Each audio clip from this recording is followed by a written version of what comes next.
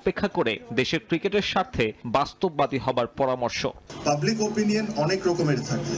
আমরা যখন খেলতে যাই তখন অনেক ধরনের দর্শক ইমোশনসে অনেক কিছু বলেন, বাট সবকিছু যদি আমরা ওইভাবে করে চিন্তা করি তাহলে আপনি এত বড় অর্গানাইজেশন চালাতে পারবেন না। আপনার নিজের বাংলাদেশের অবস্থান ওয়ার্ল্ড ক্রিকেটে কি, বাংলাদেশের ভবিষ্যৎটা কি হইতে পারে, সবকিছু চিন্তা করে আমার সিদ্ধান্ত আমি নিতাম।